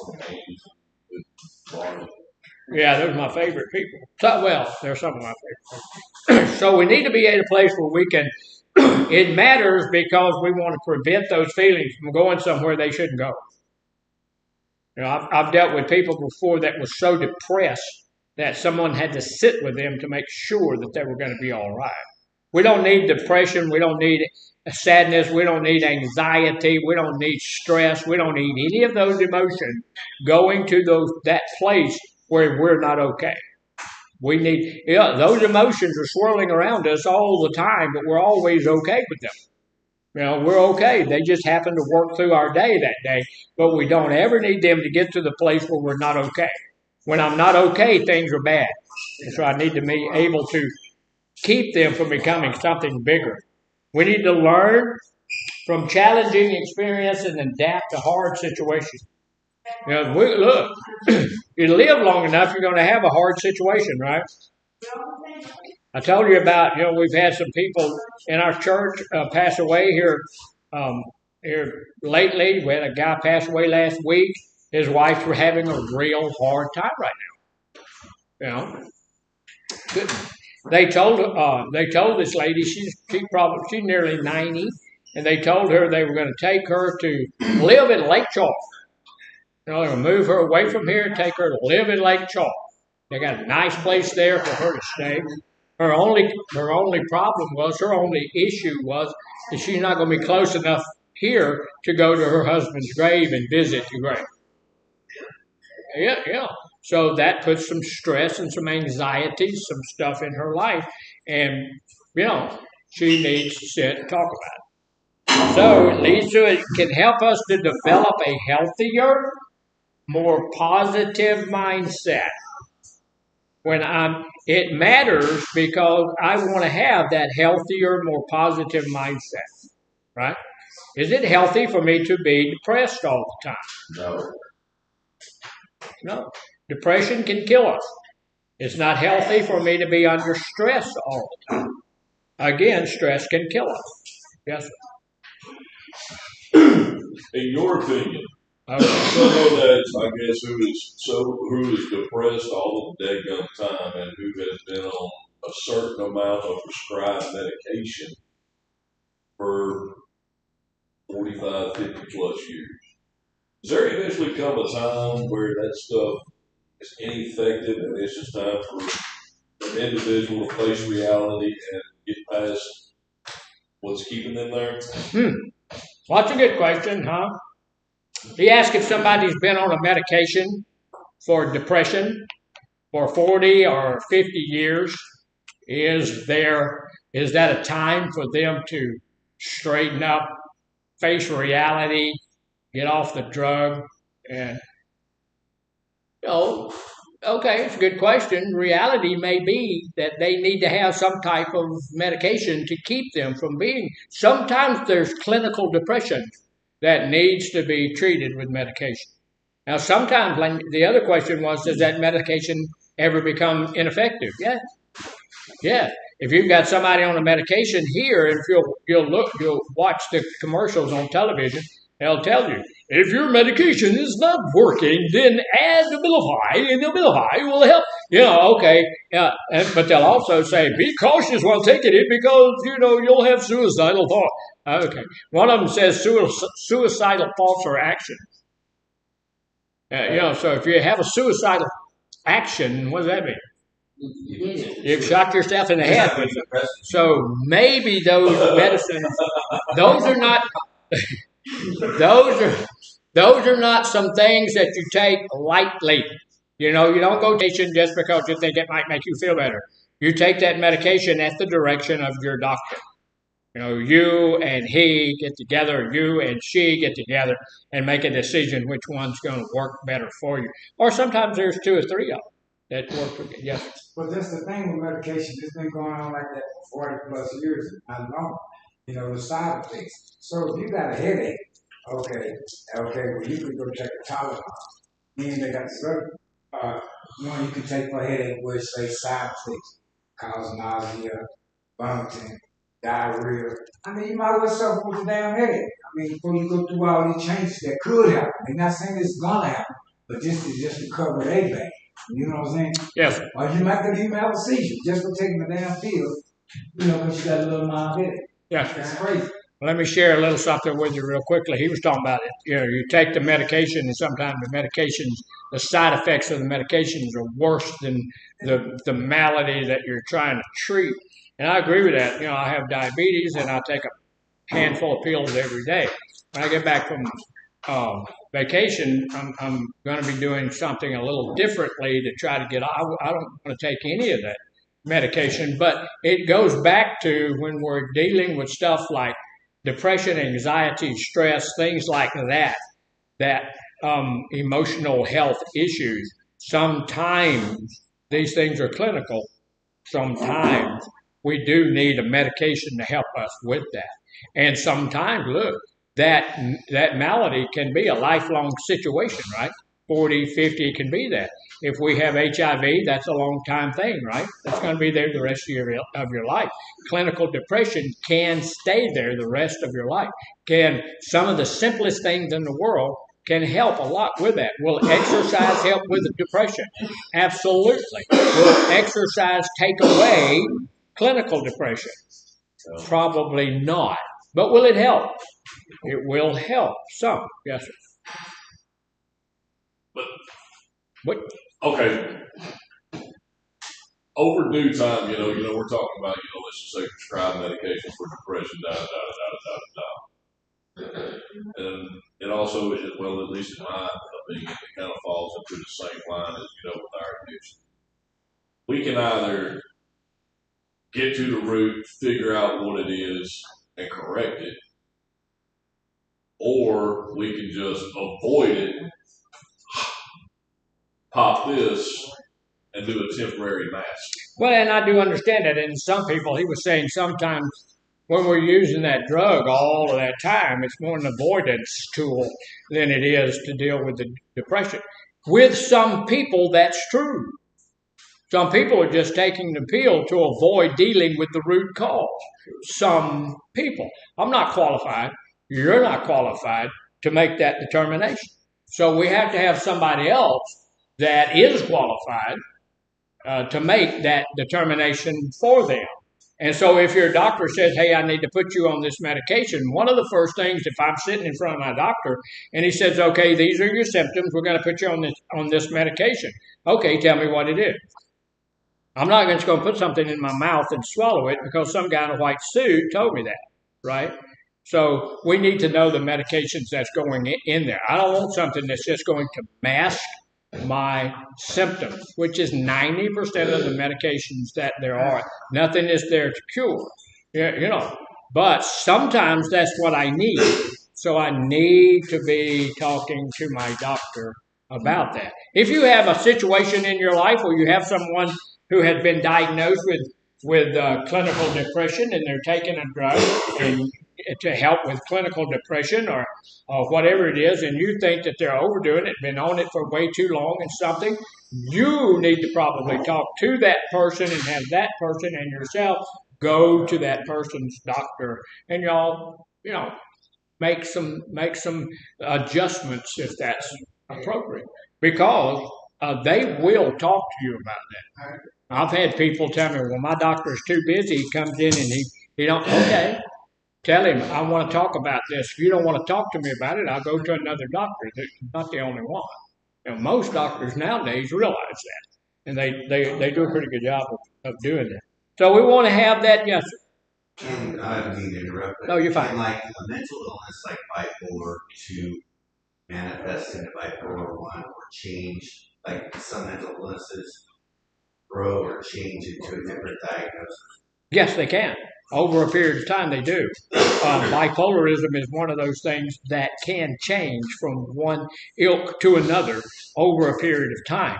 This is why when you go to see your psychologist or your psychiatrist or whoever your therapist, whoever you're seeing, they take, they have tests and stuff that they do. Usually they can only ask you a few questions, and they can tell if your disease is moving and doing whatever it is, and they have different medications at that point, that's going to be helpful for that. So yes, it does, they do morph, and that's why and all diseases are that way. All diseases can morph and move and change, and so that's why you may be on this pill today, but we may put you on this pill tomorrow, to help continue to keep that where it's supposed to be. Yes, sir. Oh, I was going to say, I learned, I don't have it, but I would listen to people have it. There's 3-4 different stages of bipolar. Yeah. People not aware of it. I wasn't aware of it either, so I'm telling you about it. Yeah. Now, Mr. Gold was saying there's several different stages of bipolarism, and there is, and that's true with just about every mental health diagnosis. There's several different types of schizophrenia. There's several different types of active schizophrenia.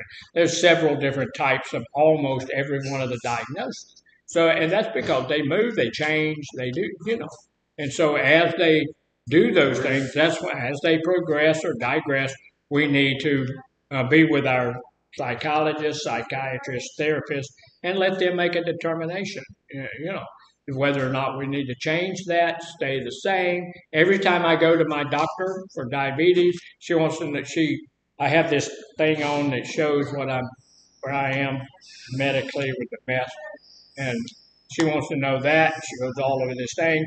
Medicine, she goes over that every time, readjust the medicine, make it a little bit more powerful, a little bit less, whatever, so that we can keep it on that thing where I am better served. And that's the same thing with bipolarism. You're going to get that different medicines where you are better served. So it does change. So here's the thing. We can build new coping skills and emotional strength. That's one reason why it matters. Another reason it matters is that we build resilience. What is resilience? Thank you. Like a barrier wall. Well, resilience is our ability to bounce back from setbacks. If I'm a resilient individual, I can take it and keep on ticking.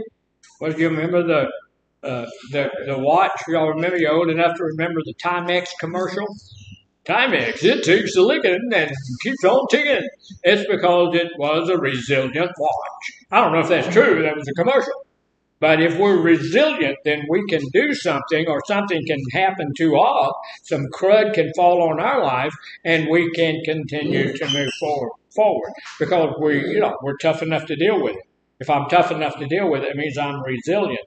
So it matters. I need to help to identify those emotions and what's going on in my life, because it helps me to build resilience. Because here's the deal. If it happens to me today, is it going to happen to me tomorrow? Maybe not, but it's going to happen to me at some other time. Whatever happened to me today that caused me to become angry, whatever happened to me today that caused me to become depressed, whatever happened today to cause me to be anxious or stressed out, that's probably not the only time that's ever going to happen. That's going to happen again, in the future or at some point. You think? Yeah. So I'm going to build resilience. If I have built some resilience to that, maybe I didn't do too well dealing with it this time, but if I get through it, even if it's a tough thing for me to do, when it happens again, I'll be better able to take care of that. I'll be better able to work through that. I'll be more resilient. We're going to get through the hard times more efficiently, more quickly. One of the biggest things that we have to deal with is anxiety. Anybody here have any anxiety? I get a little anxious every now and then.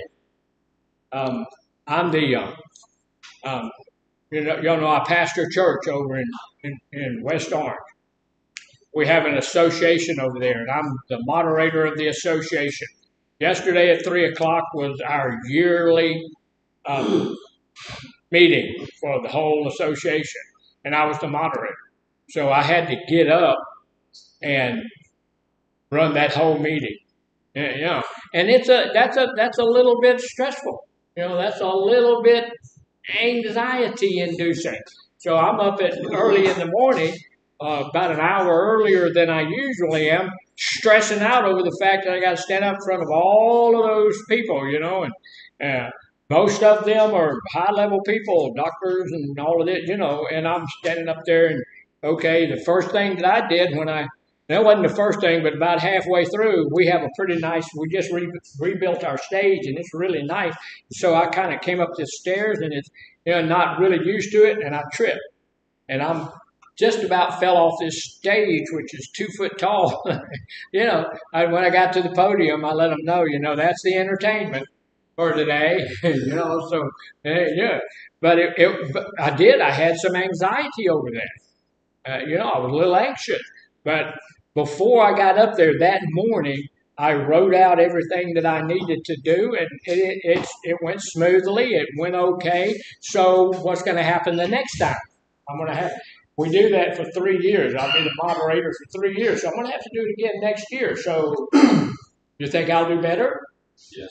Maybe so. I had to do it last year, and I did a terrible job. Yesterday, I did fairly well. I did pretty well. Next year, I'm hoping to do better. So what is that? I'm building resilience. I'm building resilience to that anxiety, so that next year it may not be anxiety-inducing for me at all. But that's what we need to do. But anxiety is one of the biggest ones, so we're going to talk about that just a little bit.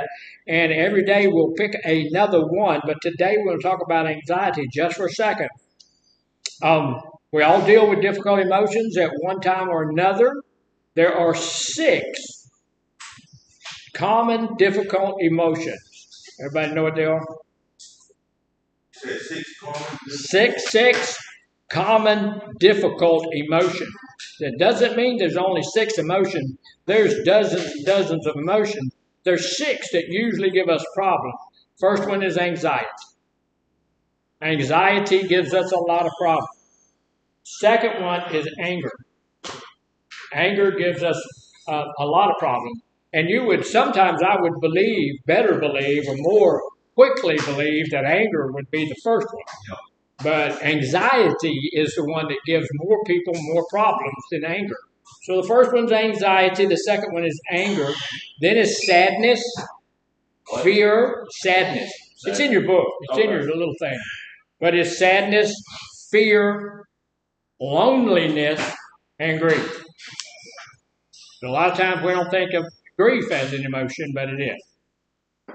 So how to help manage with them, we're going to take a look at those. Each section includes a link to more detailed information on coping strategies. Now, anxiety, what is that?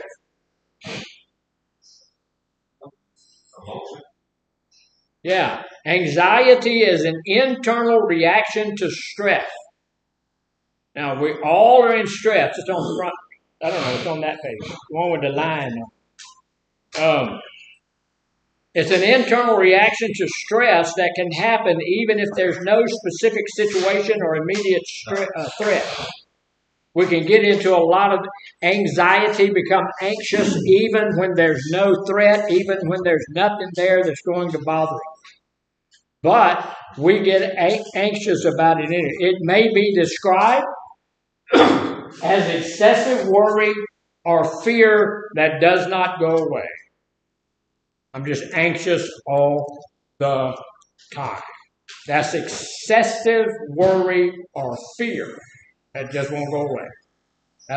And y'all know I've told y'all before that's my wife suffers from high anxiety, and so she's got that all the time. How do you manage it? This is a big deal. I know what it is. It's excessive fear. It's stuff that happens. Sometimes there's no threat at all. No threat at all. And yet I'm stressed out and I'm anxious. So how do I deal with it? How do I manage it? Learn your triggers or what causes your anxiety. Yeah. What techniques work for you. Exactly what it says. How to manage it. Learn what causes or triggers your anxiety. How do you do that? Improve your daily life. Say it again. Improve your daily life. Yeah, we want to improve our daily life. That's what when we do that. How I figure out what it's doing. Pay attention, huh? This is what I do when I'm journaling, what I'm being mindful about. Those squirrels are having a ball. Yeah, they are. Man, it's actually very entertaining. Yeah.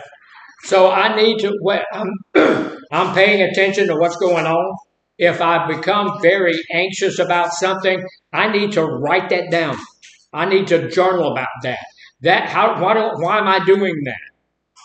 So I can know it, right? I need to know that flying makes me anxious. Do you think maybe that flying makes my wife anxious? Yeah. Absolutely. Absolutely. You think flying makes me anxious? No. I get anxious when I can't fly. On my birthday, I'm gone. I'm going to go fly. So I get anxious when I can't fly. But my wife gets anxious when she flies, when she does just about everything. So if I'm getting anxious about something, I need to write down what I'm getting anxious about, and I need to meditate on that. That'll help me know what it is, and if I meditate on it, maybe it'll help me know why it is. Yes, sir. You mentioned earlier that there's depression and clinical depression. Yes, sir. So is there anxiety and clinical anxiety?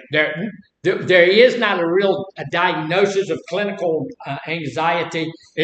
That's not the verbiage behind it. It goes from anxiety, normality, to high anxiety. So I have anxiety at this level, and then I can move to another level of anxiety, and then there's such thing as low anxiety, don't have a lot of anxiety, and then there's normalized anxiety, which everybody has a little bit of anxiety, and then there's high anxiety, and that's where my wife is. She has the high. What that means is just about everything will cause you a lot of anxiety. When we go to a restaurant, she barely can make it through a meal because she's reeling, and the anxiety that she has so high that it causes essential tremors, and she's doing this before we can get out of the restaurant. So that's where that is. But that's probably, that's the same thing. We have same thing as the depression going to that different level. It's just going to the different level. So, yeah, it does do that. So we figured out what our triggers are, what causes our anxiety, and then what did we do last time we had those high anxiety things? What did we do last time we had some, exercise helps with anxiety. My wife has started exercising, and it has helped a lot. Exercise will help with everything. I'm going to tell you, if you're bald-headed and you're ugly, exercise will, maybe not as much as most things, but it helps with just about everything. So, learning what causes or triggers your anxiety and what coping techniques work for you can help reduce your anxiety and improve your daily life, like you said. That's our goal. I want to improve my daily life. If I suffer from anxiety, is that going to cause me problems in my daily life? Yeah. Yeah, I can't go out and walk to the store. I can't drive down to the store. I can't do things that normal people do. Not saying that when we have anxiety, we're abnormal, but it does keep us from doing normal activities in our life. No, there's just some things out there we want to do, but we can't do them because the anxiety keeps me afraid and keeps me locked in my house. Right? Say it again. You ever seen that movie? It was called What About Bob with Bill Murray? Oh yeah. I don't think so. I don't watch much. Well, everything that you're talking about right now, it's a good comic movie. Yeah. It's relatively clean. What about Bob? What You About might need Bob? to watch that. Did you see that there's a lion in here, and what does the lion say? No, that's not what this lion said. When you become fearless, life becomes limitless. So that means we have to deal with our what? Anxiety, fear, and stuff like that. Now, my goal, and look, if I have a goal, what does that mean? Something you want to accomplish. It is something I want to accomplish, and it means I haven't yet accomplished. It's still a goal. I have met a lot of my goals, so those are not my goals anymore. I had a goal at one time to get a bachelor's degree. Got it. That's not my goal anymore. I don't want any more bachelor's degree. Don't talk to me about that. Don't want to do that ever again. That was hard. Okay. Then I had a goal of getting a master's degree. Got it. That's not my goal anymore. I don't have. Got a goal. Had a goal of getting a doctorate degree. I got it. That's not my goal anymore. Right? Still studying, still doing all of that stuff, but I'm not working on those anymore. That's not my goal. So my goal now is emotional maturity. Am I emotionally mature? I'm probably more emotionally mature than some other people, but there's a lot of other people who are more emotionally mature than I am. Right? So my goal is to be emotionally mature in my life. I want to be that person who, whatever happens, I'm not going to have a problematic emotional response to it. Right? So that's where I think that should be all of our goals when we're talking about our emotions. So if you look at this part of it, it talks about becoming emotionally mature. In that name, emotional maturity plays a crucial role in both our addiction and recovery. And I want you to notice that emotional maturity plays a crucial role in both addiction and recovery.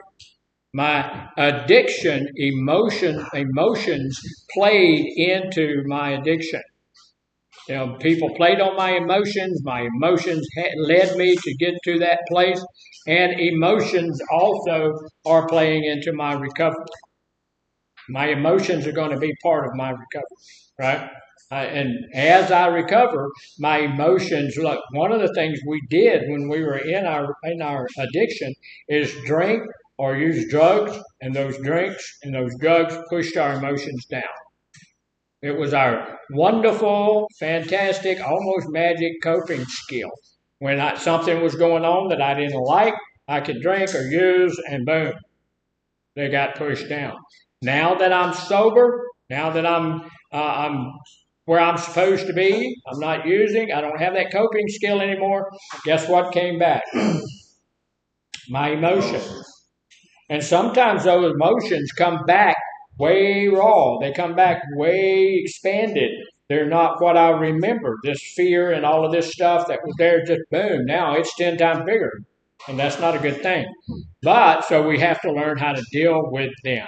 Emotion often stems from an inability to manage emotions effectively, leading individuals to use, turn, requires developing an emotional tools to face life's challenges without relying on substances.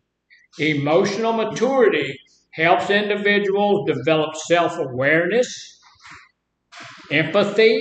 What is empathy? Yeah, I have self-awareness, Empathy means I have awareness of your feelings. Because I'm going to tell you something, we don't live here all by ourselves, right? What I do does not just affect me. It affects everybody in my family. It affects everybody in society. So I have to have that empathy. So that's building back as well. So empathy and resilience. What we say resilience was?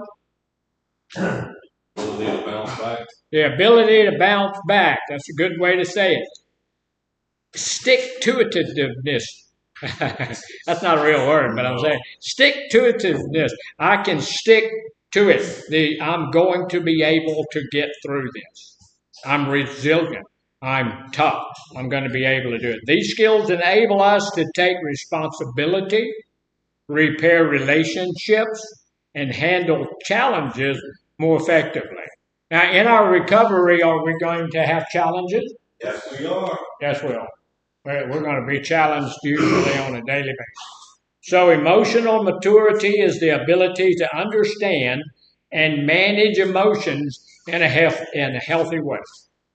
Should I get some help in that if I don't understand my own emotion? Yeah. If I don't understand what's happening, if I don't understand why I'm crying all day, if I don't understand why I'm scared, I don't understand why I'm angry, should I talk to somebody? Yeah. Absolutely.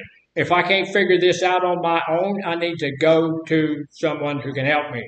Here's the deal. How long should I work on it by myself? How long should you work on it? Maybe a day or two, man. Maybe a day or two. Yeah, not long. Not long. Look, especially when I'm right here and I have counselors and I have therapists who are waiting for somebody to come say, hey, quit playing solitary on the computer and help me with my life issue. And that's what they're wanting to do.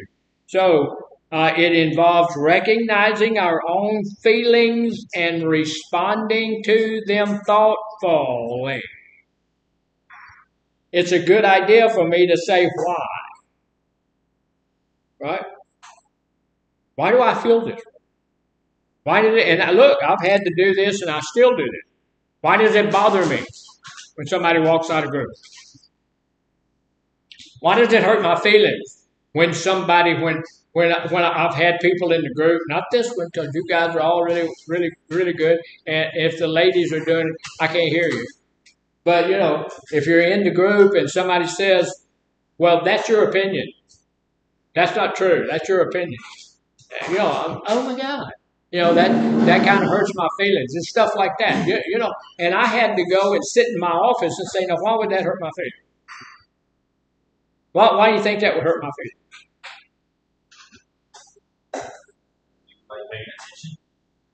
Say it again. Because people aren't paying attention. Yeah, sometimes people aren't paying attention. That hurts my feelings. Sometimes, it's not my opinion. It's the opinion of somebody else because I'm just teaching what I've got. I didn't write this. Somebody else wrote it. So it's not my opinion. It's somebody else's opinion. And it's also because people are trying to find a good excuse for bad behavior. Because if I'm teaching you something that stands against your drug of choice, then if it's just my opinion, that gives you a good excuse for bad behavior. That means it doesn't mean anything. It's just like anybody else teaching it. And so it doesn't mean anything. So, that's why. But once you get to the place where you work through that, you think through that, should that hurt my feelings? I'm an addict for so many years. I did everything I could to defend my addiction. So someone says, I don't believe that. That's your opinion. That's them defending their addiction. Same thing I did. So that shouldn't hurt my feelings, and it shouldn't make me angry, and it shouldn't do all of those kinds of things. So, I need to get to that place where I'm mature in my emotional response. Okay. All right. Thank you for sharing. So it involves recognizing your own feelings, responding to them thoughtfully, and when it is appropriate, expressing them constructively. Do we express our feelings? Yes. Sometimes we do. Most of the time we don't. But when we do, they're not often constructive, right? What does constructive mean? It's positive and it's good for me and it's good for thee. So it's good for everybody. It's a win-win situation. It's an assertive thing where I'm assertive enough to tell you what my position is. But if that's not your position, I'm okay enough with you to have your position and I'm going to have mine, right? And so if you don't believe my position, that's not going to change how I feel about my position. All right. That, and I want to tell y'all something. I don't want y'all to tell anybody. So just keep it to yourself. Because, I did this one, and you guys don't have one over at North, so I understand that. But I did this one, and I turned it into my boss, and she approved it. She said, that looks good. That is great. And I found about 3 mistakes in this thing. And that's the type of person I am. I found these mistakes, and now I'm going, So I'm going, when she's not here today, she's kind of under the weather today. She gets back, I'm going to yell at her. Yeah. So questions, comments, or snide remarks? Anybody else have any input? I want to push you guys up. I got a snide remark. I would not doubt it. Yeah. Xanax is not the answer to your anxiety all the time. All right. He said Xanax is not the answer to your anxiety all the time. Is that true? No. Yeah, it is true. I mean, if you can do it without drugs, I'm all about that. I'm a talk therapist. I love that. I would much prefer that. But if you need that, you don't diagnose yourself. You don't make your own. Go get your own drugs. Go to someone who's qualified to do that. Right? Go and talk to somebody who's going to give you the right direction. All right, I do want to give this group over here a real positive affirmation. You did a good job today. Lots of good interaction, and everybody was on time and all of that stuff. And I appreciate y'all. So I will be over at North after a while. Thank you for today, and it's